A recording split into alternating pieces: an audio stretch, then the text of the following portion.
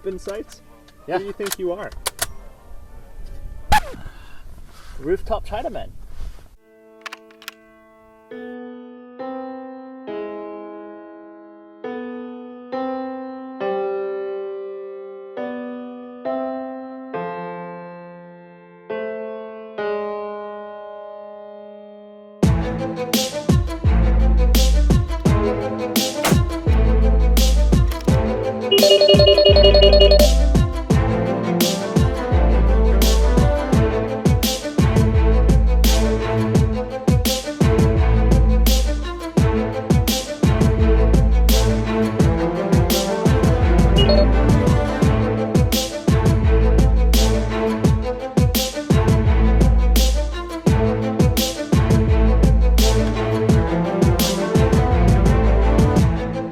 Ready? I'm ready. All right, let's do it. 150. Impact. Neutralized. Okay, I'm on it 2. Impact.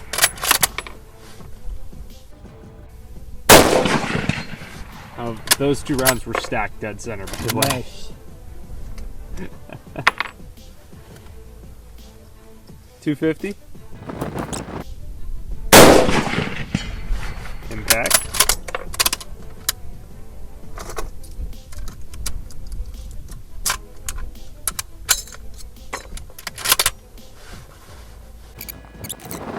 Yeah, so you're 1 hit on at 250 right now. Neutralized. Okay, on at 300. Impact.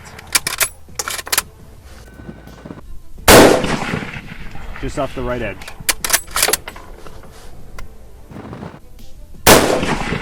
Right edge again. That one about a quarter target length to the right. Neutralized. I gather there's a little bit of wind then? Yeah, it's because I was aiming dead on, but now looking up, I'm seeing a little bit of a breeze. Yeah. Well, it's interesting because we didn't really have it at our position here a second ago. Yeah. Okay, I'm on at 350. Okay, windage was fine, but you were over at the bar, so come down half a target length or so.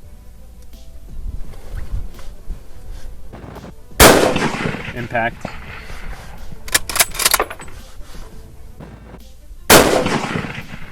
Neutralized. Okay, I'm on at 400. Okay. Impact. Impact. That's neutralized. I'm on at 450. Okay.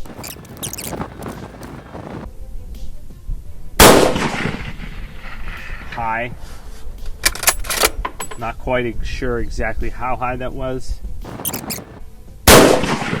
Impact.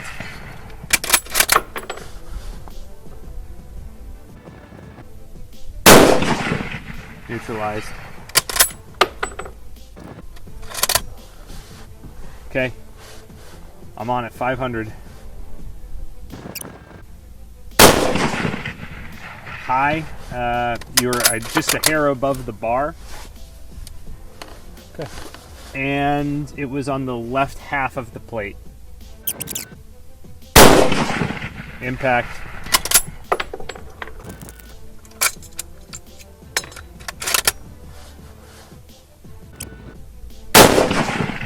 Done.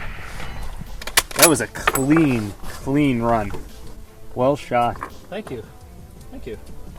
Is that the best score? There was like 1 or 2.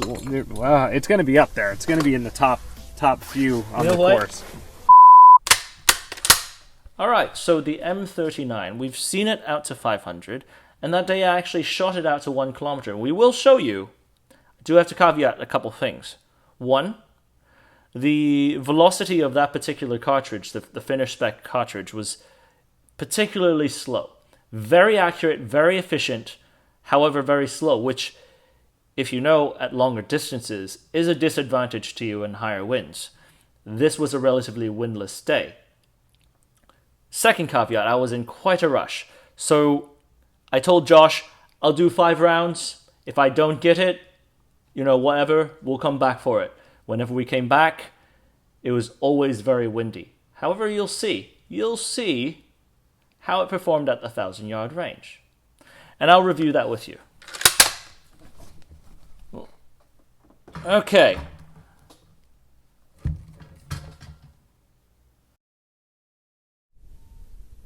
You can see the rear sight cranked all the way high, and you can see that the bore is actually pointed upwards. So you can actually see how the rifle is trying to arc the projectile out there by how high it's pointed for that target. Now we go into firing the first shot. Okay, so looking at this first shot, I miss. And I believe that was set on the 1,000 because I just wanted to see 1,000 if I could gauge where it would be hitting. 1,000 meters, that is. So then I bump it down to maybe 800 or 900 meters, and I fire another one. Let's see. And you hit shallow to the right. What that tells me is that the wind is pushing it to the right at that distance. And that's, again, to compensate for the low velocity of the cartridge. And then I bump it back to 1 kilometer, and then this is where we actually see impacts right there. Bing, right there. Okay, so it hit bottom left. So I was pushing it too far to the left on the windage, but I am not messing with the elevation because I know I could use my elevation to somewhat get it in the ballpark. Now this is a shot that is quite, that we have reviewed many a times. That may be a hit. It looks like it was potentially a hit on the bottom left of the plate, glancing off to the dirt. However, bam, that is a clear hit. Now, that day, not sure why we weren't able to spot that. I know I was rushing Josh, unfortunately. So, when I was rushing Josh, maybe he just didn't see that. We have to be expedient on this one. Okay. Ready? Are you ready? But, yeah, you could definitely see the M39 and its prowess with the cartridge it was designed for. And now, back to the program. So let's put it this way, as a result of this. Finnish Mosin frickin' slayed. Yeah, scary. That was unbelievable. I mean, you were rocking it. There was the only real misses you had is when you would adjust. When the wind came in at 300. That one was there was maybe one because of wind. But almost all of your misses, you'd be out there, you'd line it up. The shot would be great on windage, but you'd be high. Uh-huh. You'd correct the sight. Boom, right on, right on. Okay, so the sight system is incredible on this. It is so overlooked by so many people. On the left side, you see how it has the machine marks? Mm-hmm. On the right side, none. So the cool thing is, pop it off of 150, pop it off of 200, hold down the left side, goes right to 3. And you can make the adjustment in the trench. So you can have fine-tune adjustment or gross adjustment. Yes, gross adjustment on the right really side. Cool. Left side engaged, fine-tune adjustment. So it's fine-tuned for per 25 meters. Mm-hmm. So that's why whenever you told me it was so many high, I was just adjusting it by the 25 meters. Fine-tune adjustment. And I kind of know the correlation of meters to yards at this point, so I was just adjusting it to whatever. So when I was shooting at the 400, I believe I was using 375 to hit the 400. Makes sense. I mean, that was a scary good run.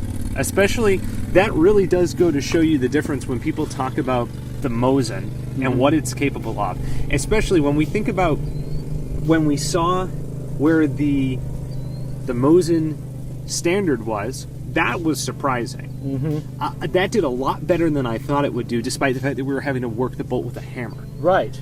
Okay, now when you compare this to the Mosin PU, the sniper, the factory sniper, this is in an entirely other class. Yeah. It's in a different league altogether, not even close. It's also used, I mean, the fact is we try to duplicate that Finnish load. Mm-hmm. We wanted to make it as close as possible to what a Finnish soldier would be using. Right. We used all the Finnish components. The powder was Vitavori. projectile was the Lapua 166, D166 that UPS decided to scatter all over the place. But yeah, the performance of it, I mean, it's the entire system that we talked about, like the M110. So good. When you have an entire system that's designed around that cartridge, it's magic. Yeah. Magic. So I understand now how awful it would be for when Russia invaded Finland. Yeah, can you imagine? And, No. I mean, the Finns were the Russians were going in by the droves, and the Finns were just digging in and ambushing them. Crazy. So the White Death. Ah, SIMO. Is that the highest number of recorded historically? Yes, kills the highest ever, the highest confirmed kills of any sniper. This is the rifle he used, right? No, he used the M27, which was the M27. last generation of this. But so same family, just the later generation. So the funny Got it. thing is, if you look at all these famous snipers out there, they're all country boys. Yeah. He was a farmer. No kidding. He used to compete a lot on rifle matches and, Wow. and had a lot of medals. And all these guys are really like quiet, soft-spoken guys, very humble people that you run into. That's a really interesting thing, that all these snipers were essentially these guys who have had an affinity towards shooting, and they didn't become these famous snipers by, let's say, military training. No. It's their upgrade. Their heritage, coming and going in, doing competitions, like enjoying hunting and just enjoying a day out like this. Yeah. He did a lot of his kills with iron sights. In fact, all of his kills were with iron sights. I'm watching this right now.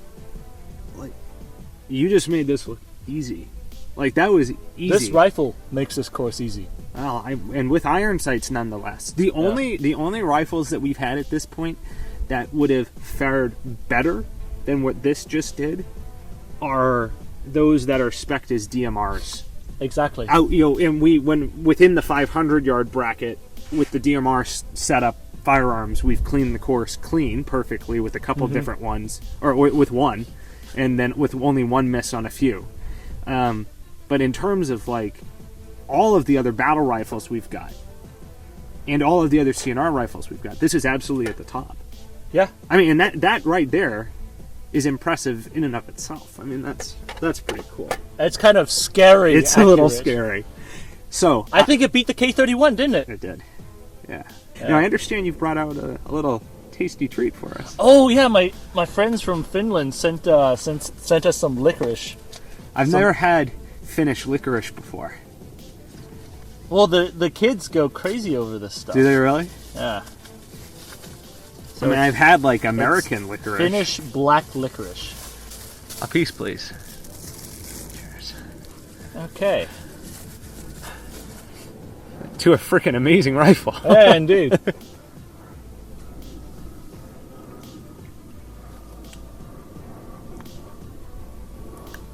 The kids go crazy for this stuff, huh?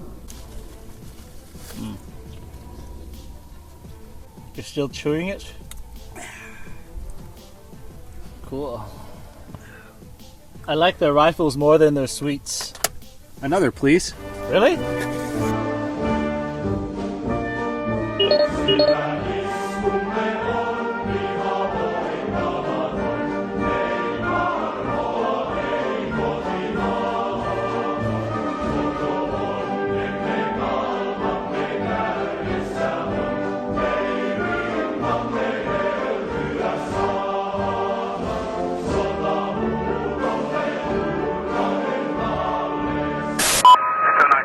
This is 716, Roger, over. 1 6, 091, 1 pack.